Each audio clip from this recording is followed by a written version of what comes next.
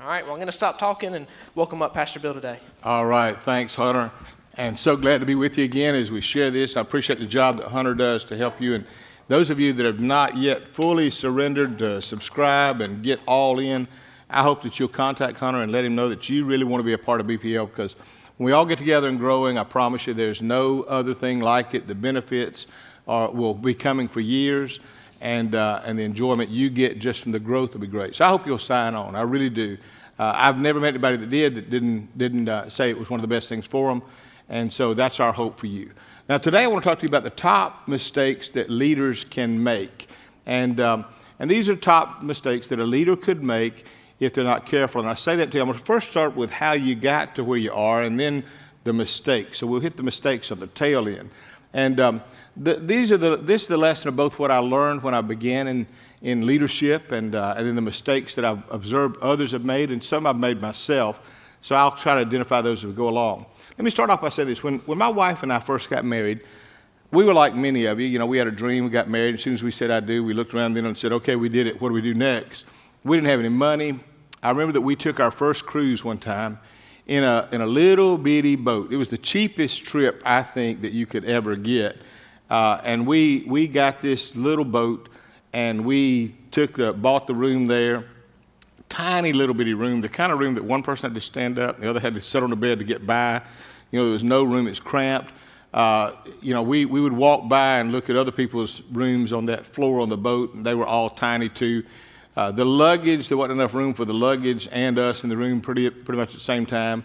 The good part was that for our first cruise, there were meals everywhere. So we said, man, every time we walk out the door, they're throwing free food at you. So that was cool. But we enjoyed learning there that first step. And then the next year we decided we're going back, but this year we're going to get a room with a window. I mean, we didn't have a window the first time. This time we're going to get us a room with a window. So we went and we got, on the next year, a room with a window. And it was one floor above the last floor, same size room. The window was only so small, one person could look at it out at a time. And so that was the upgrade for us. But then we kept going back every year. For about 10 years, we did cruises. And each year we'd go back, and each year we would get a room above. We would get a little higher. We'd get a little larger room. We'd get a little bit bigger window. And each year the experience got to be better. By the way, the food was better too, the bigger trips we went on. And I look at that when I go back in my mind. I think that's a lot like your leadership journey. In your leadership journey, you start off in some areas where it may not have everything going for you, but as you keep growing, you'll continue to improve and advance, and that's kind of what the life is like. So I give you some lessons right off the bat on how we began in leadership from that cruise experience. And then I want to take you into the mistakes that a leader can make, okay? So here's some things I learned. Number one, I learned to start small. We started on the small boat. I think the experience in business or leadership or even with the church, when I first came to Cascade, there were 32 people on Easter. Here's the reason I say, if you can lead and start small, that's an advantage. I know a lot of people that have learned leadership and they want to learn to lead and they want the opportunity, but they want to start big. You know, they always see the big platform with the big spot and say, man, if I want to be a leader, that's where I want to be. And the greatest leaders always started small. I think if you don't start small, you won't appreciate it when things get big. And you won't even appreciate the little things that are being done. So starting small is essential in my opinion. The second thing is, be grateful and don't complain. When I was on that little bitty ship, we found every positive thing we could find. We didn't complain about how small it was and how little it was and how others had more. We just kept thinking, man, this is cool. We're on this big ship and everybody's going to a great island and we got free food and we got all this stuff. And what I'm saying is you can ruin your journey in life. You can ruin your life with your emotions and your feelings and the attitude in life if you become envious of other people who are living at a higher level. We didn't walk around down there saying, you know, we envy those people on the top floor with the big suites. And what I'm saying is, in your business, where you are, your church or whatever you're leading, be grateful for everything you've got. Everybody that walks in that door, treat them like a VIP and care for those, and God will bring you others. And so that's one of the keys. Don't complain, just be grateful. The third is lose the sense of entitlement. There are many things that are worse than being in a small room on the sea, okay? When we were on that boat, I got thinking, there's a lot of things could be worse than this. A life raft out here on the sea would be a whole lot worse. No life raft stuck out there at sea would even be worse than that. Sitting on a shore watching a boat go by would not, that wouldn't be as good. And so what I'm saying is, in your life, learn to lose that sense of I'm entitled. I see too many people that I think somehow get the idea that if it's not about them, it's not important. And so if you think you're entitled, you're going to go through life not only being miserable, but you're going to make everybody around you miserable as well. Number 4, make plans to move up. Now, we didn't go and have that experience and say, okay, we were on the small boat, the small spot, and we're going to stay right here forever, or we're going to leave and always complain about how bad those ships are. We made plans to move up. And that's what I say to you, and the same with your business. If you're there, don't stop there and complain about it. Don't be entitled for what you think you deserve, but start making strategic plans that you don't want to stay there any longer, that you want to grow and that you want to move forward. Number 5, remember this principle, and that is to go up, it costs you more. Now, our first trip was 3 days to nowhere. We got a beach, okay? That's all we did. We took that little boat, ended up at a little beach, and that was it. Whoopee, I could have drove to a little beach and had it, been cheaper, but it was all the free food you could eat. There wasn't nothing fancy. In fact, here's what's hilarious. I still remember they have every night a special moment when the captain's there and you come down and you get a picture with the captain, so you dress up. I remember the night with the captain. I said, man, we're going to go meet the captain of this little boat. There was an old man sitting on a stool who looked like he was tired of you before you even came up to him. It looked like, okay, here's another photo with another person who has no money on this cheap trip, and I'm the captain of this boat. And so I remember the moment thinking, I'm probably the only one smiling in the picture. The captain himself wasn't that thrilled. But I know this, it didn't cost me much. Now, on our last trip, the last time we took one, it was a 5-star trip.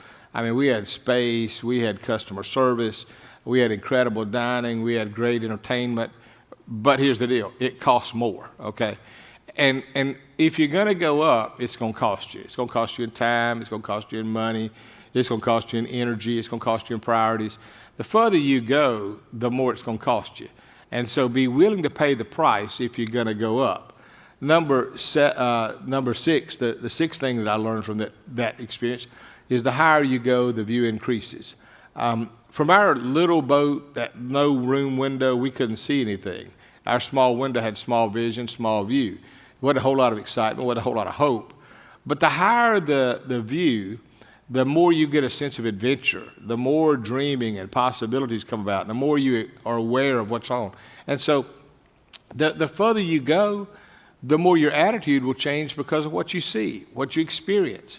And there's a benefit to that. And then number 7, the people that you meet at the higher level view life differently. Now, I remember this was the turning point to me in one way. We were at a dinner one night, and we were in a higher-end boat. And that night at dinner, we were assigned with people that we did not know. And I remember sitting down with a guy that was the head of the Michigan, he was the CEO of the Michigan Electric Company, and he sat right across from us, he and his wife. And then there was another man that was a successful surgeon that sat there. And my wife and I began to have conversations with them, and there was an investor there as well. And I remember that the conversations were just different. The way they viewed life was different. We got to spend a week with these people that we didn't know, and we were still just trying to grow. But I remember thinking the biggest thing I learned about people that lived at higher levels was that they view life differently. They think different. They think bigger. They think optional. They think more positive. They seem to think solutions instead of focus on problems. And I remember that I came away looking forward to dinner each night. I thought this is a good experience. And so I would ask questions and learn and grow, and learned a whole lot there. And what I tell you is this. You're gonna meet people as you grow that they're gonna be at higher levels, and you want to learn from them. They made less mistakes. They make wiser investments in their time and their money and their life. they have something to teach you if you'll learn from it. What they can teach you can do the same for you. It can make you wiser, wealthier, and more fulfilled. So you want to be able to get all you can from it. That's the benefit of that. Now, that's what took place on the journey up. But now I know a lot of people that were able to do every one of those steps and get to the top, and then they made some bad mistakes that either plateaued or sabotaged their leadership from there on. So I want to give you real quick just some of those, what they are, right? Number one, the top mistake I think a leader makes is this: lacking humility. Ego is a huge mistake for any leader. I've said it often, but that is, pride doesn't look good on anyone. The most important thing you can do in life is realize this world was going on before I came in it. This world will go on when I'm gone. I'm not that big. And ego is one of those things that is really a sign, in my opinion, of insecurity. And I think it's most displayed when it's an ego. But lacking humility will destroy a leader. The pride will take you up, but it'll also bring you down. The second thing I think that is a mistake that leaders make is avoiding conflict. And what that is they reach a level that they say, I like being liked. I liked being the leader. I like the perks that go with it. Now, I don't want to do anything to muddy the waters or to cause conflict or to have to deal with issues. And so the problem that many leaders make is they avoid conflict once they get to leadership. They still want to be everybody's friend. They want to make sure that everybody's happy. And the priorities begin to change and shift because they don't want to be seen as somebody who's created disruption. The problem is that a lot of problems go underground. You cannot be afraid to make the hard decisions once you have the role of leader. And leaders have to make hard decisions if they're going to stay in leadership long. I can look back over the journey of my life and say I made a lot of hard decisions in a culture that was totally contrary to helping us grow. Now, every one of those decisions at that time was hard.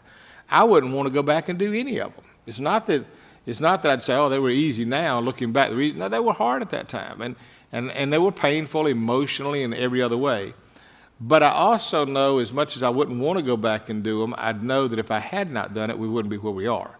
And so you've got to be willing, as a leader, to destroy the humility, the ego in your life, and keep humility at the forefront, destroy the pride, and then be willing to face conflict when it arises. Don't go out looking for it, but when it arises, don't run from it. Number three, the third thing I know that top leaders make a mistake in is letting their people go. Maybe that's the issue of delegation or whatever, but you remember Moses was told by God to tell Pharaoh, let my people go. And I think the big thing is this: you've got to learn to let people go. Just let them go. If they want to go, go. Both if they want to leave, go. And if they're in serving or ministering or productive as an employee, give them responsibility. Let them go. Give them authority, and then let them go. Give them freedom, and then let them go. You'll never know what you have until you let them grow, and they can't grow if you don't let them go. And I see too many people that it's almost so suppressing that people go to their job and they won't do anything unless they're told from top down, and they won't make decisions, and they're paralyzed. And I just say that the greatest way to know what's in you is have an environment where they let you do your job the best you can. There's a downside to that. My style is much like that. I'm more of a hands-off leader. I want to see the end result. And I'm not really as concerned about how you get there unless it's crossing an ethical line. But I want to see the end result. The problem I may have is not giving enough hands-on to some people that may need it or want it. But the downside of that is you can't let them go and they run off in a ditch. But I'm also so cautious. I guess I do it because in my mind, I think they're competent, they're capable, they're able. That's what they're paid for. They'll find a way or figure it out. So I'm more hands-off. But I would rather be accused of being more hands-off and absent and not giving as much leadership when I should than I would be of controlling every move they make so they can't do anything. And so there's a balance there, I'm sure. That's why I try to teach leadership as much as I can. That's my hands-on, here's what I would do, and they see the bigger picture and do it. So the key is going to be let them go. When you give them responsibility, they get ownership. When you give them authority, what they do is they feel empowered. When you give them freedom, they can enjoy it, okay? Now, the fourth mistake that a leader can make is this, not celebrating enough. Here's the deal. You're going to be accomplishing things. A leader has what I call, I have this. I wish I didn't. I don't like it in me. But it's called a need to lead, okay? I have a need to lead. I'm frustrated if I'm not doing something. I've got to have something that I think is of value. And the danger with that is, and I'm guilty of this, and I've done it in the past, is that as soon as we accomplish one goal, I'm ready to move on to the next one, okay? I'm celebrating as we're going, and getting the goal is celebration for me. But I've learned that most people need time to rest and to reflect and to celebrate what they've done. And I guess it really hit me big that I knew a guy who was a wonderful fundraiser in his organization, and I even helped him last year. He had this organization that they were trying to raise a certain amount of money, so I wrote him a large check and said, I want to help you in front of all their people. I said, look, we need to reach that goal. I know it's a big goal to you, and I love him, so I'm going to give to him, and I want you to do it, and tonight we want to go after that, and we gave a lot. And he'd been working on this goal for like 3 years, and they just accomplished the goal. And so I got his bulletin thinking he's going to say, we accomplished the goal, wasn't this great, we raised all the money. And he said, we accomplished the goal, burned all the notes, we're debt-free. Now here's what I want you to do. Keep giving at that same level because we want to do. And I'm thinking, if I'm the people now, that just took the wind out of my sail. I'm like, I've been doing all I can to get there. Now you're saying we can't celebrate. Now we got to keep on pressing. And sometimes in your own company, you can hurt the momentum and the morale if you don't pause long enough to celebrate. And that is to go back. When you get married, you know, we don't just get married. We go back and celebrate anniversaries. We celebrate birthdays. Well, if you've got wins in your organization, it's very important that you take enough time to celebrate. Make it a big deal. Honor the people that did it. Applaud. Create an environment that makes it like, man, we're here to party. Make it big. Make this celebration big. Then when you get ready to buy into your next goal, you'll have more people wanting to do it because they enjoyed both the job, the accomplishment, and the celebration. The next one is failing to keep on improving. I think a lot of leaders make a mistake in that when they arrive, they stop growing. It's not as important. Now they begin to coast. And I've found for me that the more I'm reading, the more I'm listening, the more I'm learning, the more I'm passionate. And in fact, when people around me, they begin to pick up that I have this passion, and I understand there's some people that are passionless, they don't have any passion, and there's some people that are passionate, and I'm very passionate. But I'll tell you what I'm most passionate. I'm most passionate when I've been learning and growing. When I'm learning and growing, all of a sudden you don't want to be around me because I got all that coming out. And I find that in most leaders. Most leaders, I find, if they're just very tired, if they're not producing, if they're just coasting, they don't seem to have the passion there. But if the passion's there, you realize they're still improving. And the goal is you can go as far as you want as long as you continue to improve, okay? You have to continually make that an intentional plan because it will never just come about. You got to do it intentionally. And then the last thing I'd say is here's a top mistake that a leader makes, and that's this: lacking a big, compelling why. Bottom line is this: why do we do what we do? Why do we do it? If we can ever figure out the answer to the why problem, why do I do it? That will determine a lot of how much I want to put into what I'm doing, and that keeps my leadership sharp. And so you want to know why you do it. And if most people that I know that are making mistakes as leaders, they don't know why they're doing what they're doing. They're just in a job, they're getting the check, they're filling up the office, they're keeping the wheels moving, But if you say, why do you do what you do? It's just a statement they recite off the wall, or it's just a mission statement they've seen in print for the company, but it doesn't really burn within them. When it begins to be important to you as to why, that's going to change the way you operate. That's going to help the person who's wanting to lead.